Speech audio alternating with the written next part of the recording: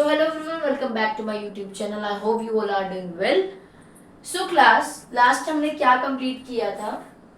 हमने अपना साइंस का चैप्टर 3 कंप्लीट कर लिया है. आज से हम इंग्लिश की सीरीज शुरू करने जा रहे हैं.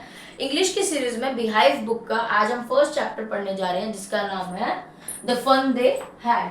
और इस चैप्टर में दो मेन कैरेक्टर्स हैं. कौन? मार्गी और टोमी. सो बिना किसी देरी किए हम स्टार्ट करते हैं.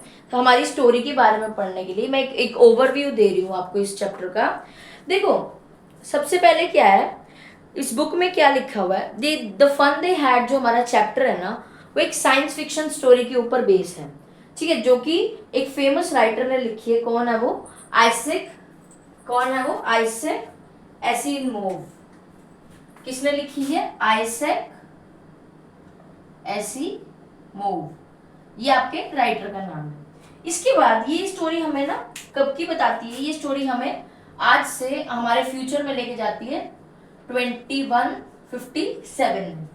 उस टाइम पे ये बताती है कि आज जो हम स्कूल देखते हैं उस टाइम पे वो स्कूल नहीं हुआ करते थे या होते हैं.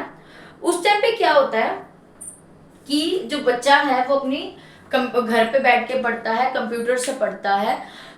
एक दिन क्या होता है कि जो टॉमी है उसको एक बुक मिलती है, एक प्रॉपरली जो हमारी आज के ज़माने में बुक्स होती है, वो एक उसको बुक मिलती है. तो उसको वो किसको दिखाता है?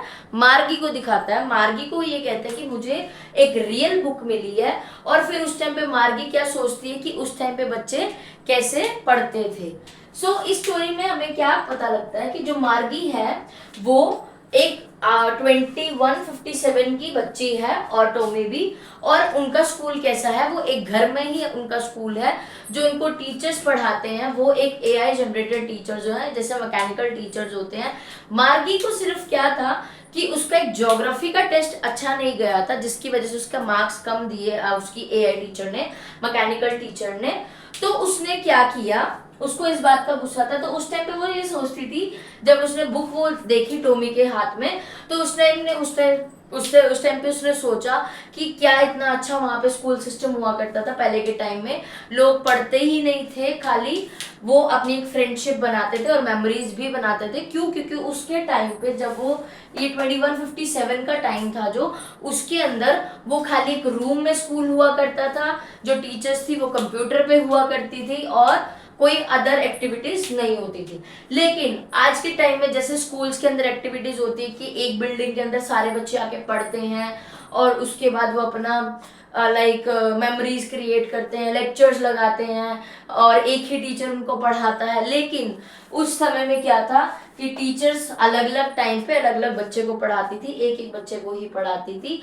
और उस टाइम पे ऐसी चीजें हुआ करती थी. तो उस टाइम पे वो सोचती थी कि वो उस टाइम पे कितना फन करते थे और उनको क्या मेमोरीज क्रिएट करते थे. बेसिकली हमें इस चैप्टर से ये समझ आता है जो नॉर्मली कि टेक्नोलॉजी हमारे लिए बहुत ज़रूरी है, लेकिन साइड बाय साइड हमारी ह्यूमन जो है वो एक इंटरफेरेंस ज़्यादा नहीं दे सकता इस चीज़ को. टेक्नोलॉजी इज़ वेरी इंपॉर्टेंट और बहुत ज़रूरी इसलिए भी है क्योंकि आगे की जो हमारा एआई जनरेटेड सिस्टम आ गया, सब चीज़ आ गई, उसके लिए बहुत ज़्यादा ही नीडफुल है. लेकिन वो इतना भी नहीं होना चाहिए कि हमारे को ह्यूमन इंटरफेरेंस ही हमारे अंदर खत्म हो जाए, बस हम अपने में ही रह जाए. ठीक है, आई होप आपको यहाँ तक समझ आया होगा ये. और इसके बाद अगर चाहो तो मैं इसके क्वेश्चन आंसर्स भी करा सकती हूँ आपको. और टिल देन मैं आपको ये अभी बता रही हूँ, मैंने आपको ये शॉर्ट वर्जन में ही बताया है. अगर आप चाहो तो इसको फुल वर्जन में भी मेरे को आप कमेंट लिख देना, तो मैं इसको फुल वर्जन में भी लाइन टू लाइन पढ़ा दूंगी इस चीज़ को. Till then have a great day, have a nice day.